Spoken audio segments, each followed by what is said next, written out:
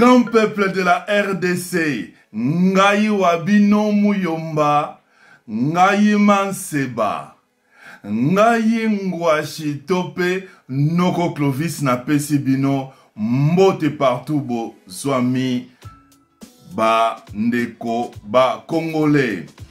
Alors Bandeko, nazali kokene na lombango kopesa un grand merci, Tope un spécial merci na bandeko nyonso oyo bauti ko s'abonner na Congo Esengo TV.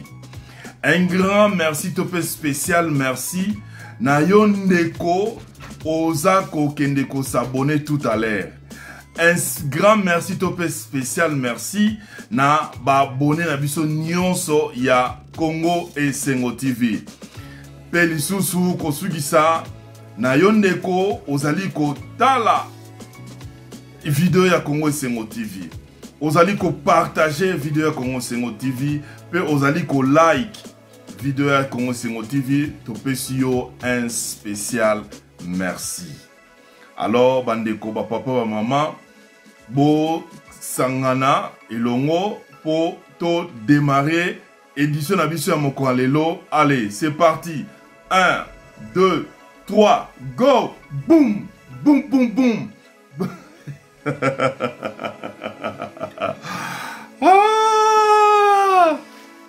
Grand peuple de la RDC, Bolimbisi, Tomatina Koseka, Bolimbisi Bandeko. En tout cas, Ezaraki na Tina ne Bogomouye bale pourquoi na Bandina Koseka. Alors Bandeko, article 5 de la Constitution Elobi Boye. Elobi, la souveraineté nationale appartient au peuple. Et bandeko bino moboye bindenge tolobara bino bobo mesano, la volonté du peuple est la loi suprême. Autrement dit na latino alobi voluntatem populi supplemales. Ah bandeko bino moboye bi. Et puis, Bolimbisi, je pense que vous comprendre le pourquoi nous avons Clovis Nazolo Babongo. Monaki awa, le 9 juillet, Bandeko IDPS va marcher. Le 13 juillet, Lamuka a marché. Ah, Bandeko. Tangu Lamuka zo bongisaka ko marché, tongo na kaka banoko ya nini ya FCC banoko ba excès des ailes on a benga bango wana ba excès des ailes. Bango pe o bazo marché. Hein? Bozo marché. Oh biso pe to marché. Quand bino au marché, oh biso to marché les 14. Ah? Au marché les 14. Oh ouais. Pas bandeko bino au moins les 13. Les 13, la mouka marché à Memanini, à Memabali Kolo. Président Bemba Bima, na mwasi na ena banana ye. Abima batambola wapi, na changu. Ah!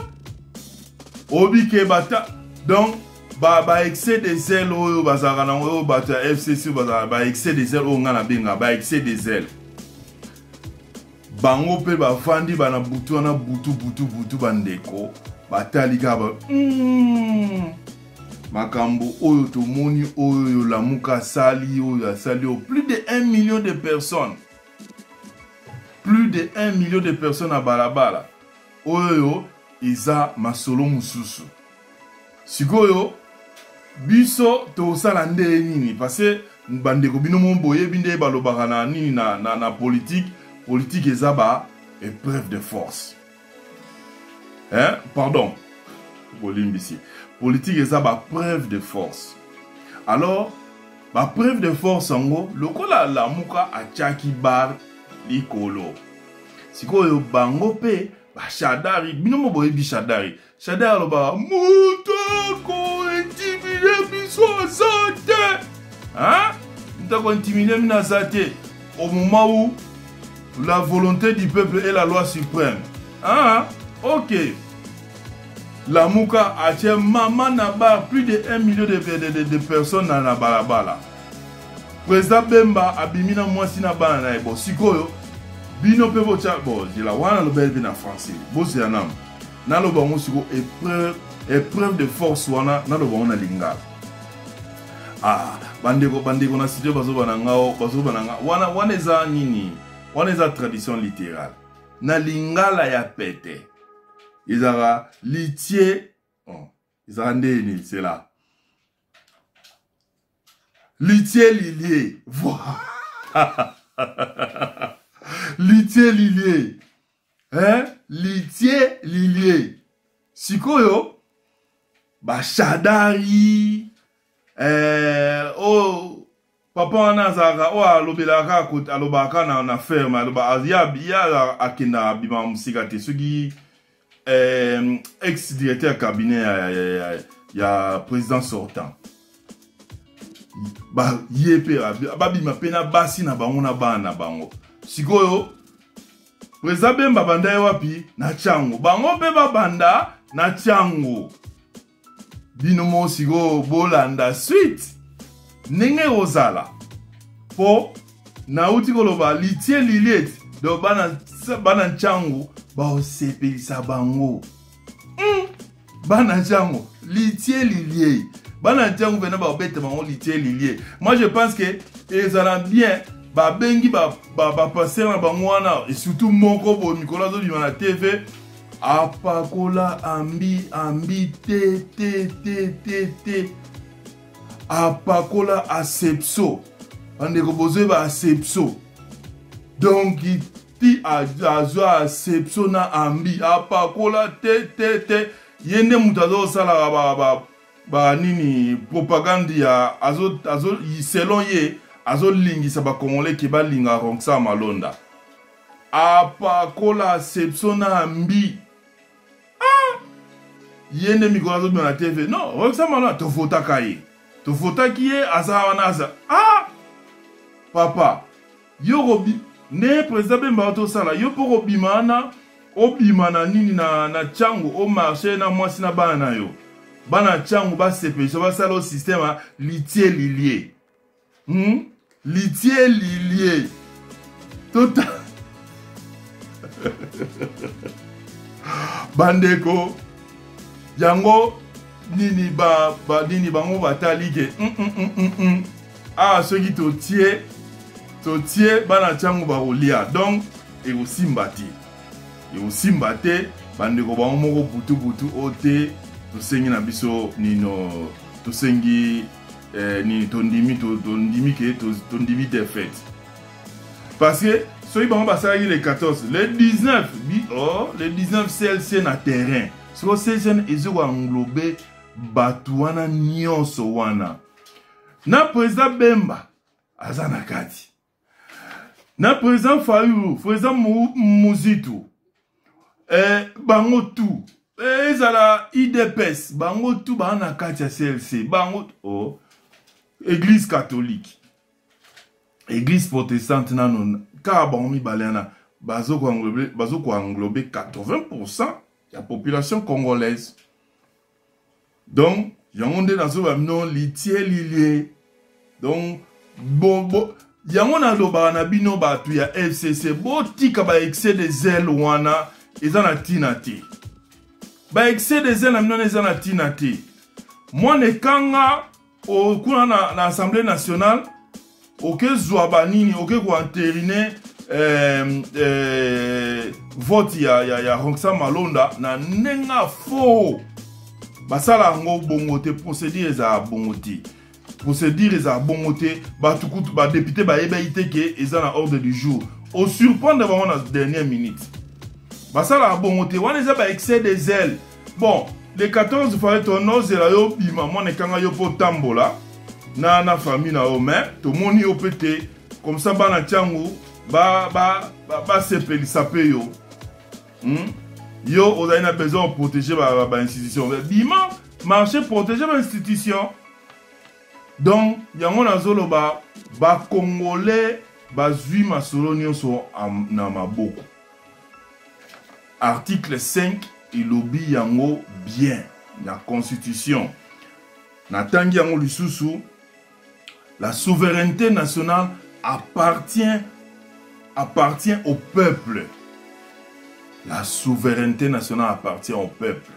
Si le peuple a bimi massivement à l'obike to lingi na biso rongsa malonda ti. Litier lilie. Bino so bolobi go bino loka bo kana ba excès des ailes. Bino bo so bo kanzaka nini Chine ramba a calculer no a calculer bino ti.